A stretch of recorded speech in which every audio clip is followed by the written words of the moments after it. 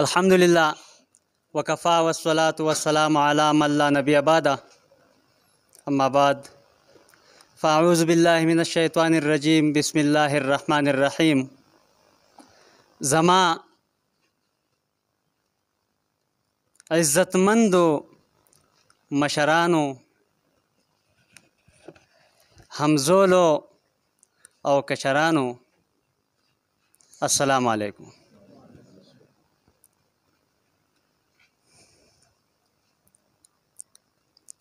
ज़मा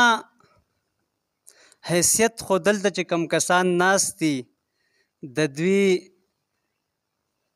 द पैजार गोंदे हम न दे मंग सरा आलिमान नास्ती ज़मुंग उस्ताज़ान नास्ती द दुई په مخ کې به منګه څه خبرې وکړو څه به ووایو خو بیا هم د خپل د سوچ مطابق به زه صرف دومره ووایم. یو شاعر وایي اوس هم د ژوند د تېرېدو پکې شان شته او که نه، اوس هم د ژوند د تېرېدو پکې شان شته او که نه، خدایه په دې خاوره څه بل امتحان شته او که نه. یو غریب ماشوم بچي له پلار پوښتنه وکړه، یو غریب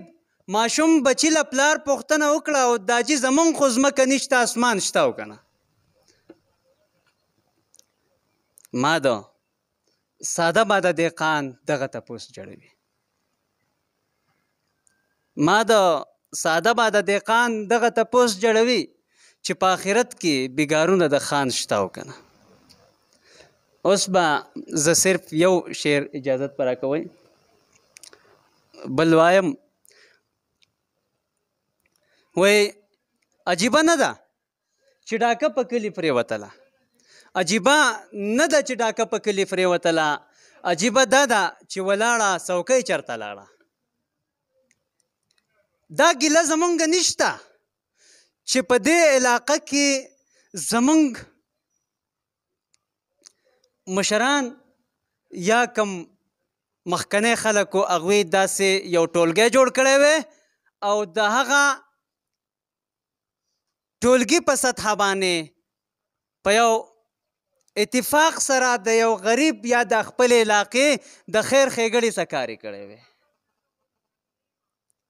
خو په دې به دا خبره به ډېره عجیبه وي چې موږ سره تعلیم یافته کسان یي، موږ سره داسې ځوانان یي چې د هغو جذبه یي او هغه په بدن باندې روغ یي، د هغې باوجود هغې د یو غریبو خدمت ونه کړی شي. هغوی خپل د علاقې کم ځوانان چې دي هغه په یو پلیټفارم باندې راجمع نه کړی شي. د هغوی خبره یوه نه وي، د هغوی سوچ یو نه وي. دا خبره به ډېره زیاته عجیبه وي او هم په دې وجه باندې زمونږ کم قومونه چې هغه وروستو پاتې کېږي، ځکه چې زمونږ اتفاق نه وي، زمونږ تنظیم چې دی د دې غټ کم مقصد چې دی هغه زمونږ کم ځوانان طبقه چې ده چې د دوی اتفاق پیدا شي، د دوی سوچ یو شي په یو مسله باندې، د یو غریب په خدمت باندې. ځکه چې نورو قومونو ترقي ولې کړې ده؟ یو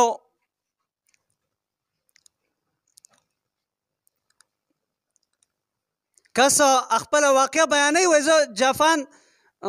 ټوکیو ته تللی وم، په ټوکیو کې ټیکسي مې وکړو، په ټیکسي کې ناست یم، ټیکسي والا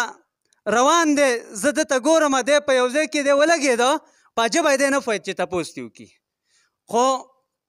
په یو ځای کې ودرېد، دا میټر یې بند کو، څه ځای پورې لاړ، بیا یې هغه میټر سټارټ کو، چې کله هغه ځای ته ورسېده او دی هغه خپل اشنا ملګري